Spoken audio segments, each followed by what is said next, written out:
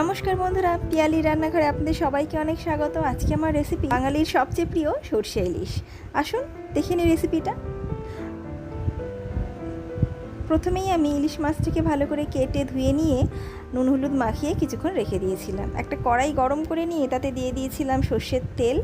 তেলটা যখন স্মোকিং পয়েন্টে এসেছে তারপরে আমি কেটে রাখা মাছগুলো, ইলিশ মাছগুলো একে একে তেলের মধ্যে দিয়ে নিচ্ছি।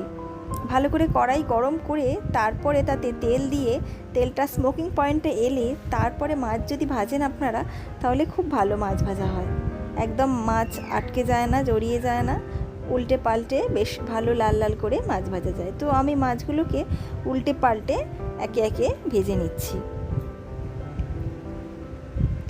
এইভাবে উল্টে পাল্টে আমি মাছগুলো ভেজে নিচ্ছি। তো মাছগুলো আমি এইভাবে ভেজে নিয়েছি। এবারে সেই একই কড়াইতে আরও কিছুটা সর্ষের তেল আমি দিয়ে দিলাম। তেলটা একটু গরম করে নিয়ে, তেলটা যখন একটু গরম হয়ে যাবে তাতে আমি দিয়ে দেব সর্ষে বাটা। সর্ষে বাটাটা আমি নুন আর কাঁচা লঙ্কা দিয়ে বেটে নিয়েছিলাম মিক্সিতে।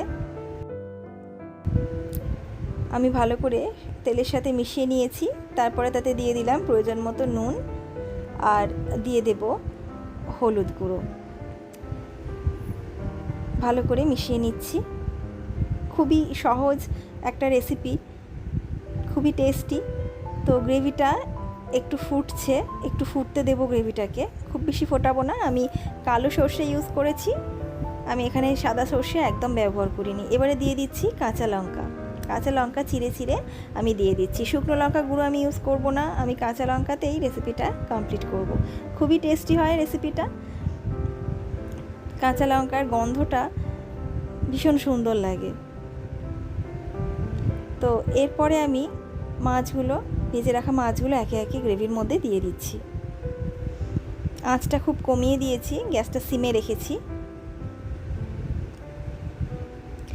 খুব বেশি জোর দেওয়ার প্রয়োজন নেই। এবারে মিডিয়াম ফ্লেমে আমি মাছগুলো ফুটিয়ে নিচ্ছি গ্রেভির সাথে। ওপর থেকে দিয়ে দিচ্ছি আরও কিছুটা সর্ষের তেল। বেশিক্ষণ ফোটাবো না, খুবই অল্প সময়ে রেসিপিটা হয়ে যায়। অল্প কিছুক্ষণ ফুটিয়ে নিয়েছি দেখুন, না হলে মাছ ভেঙে যাবে বেশিক্ষণ ফোটালে। এইভাবে আমি রেসিপিটা কমপ্লিট করে ফেললাম। তো বন্ধুরা, ভীষণই সহজ একটা রেসিপি, খুব তাড়াতাড়ি হয়েও যায়।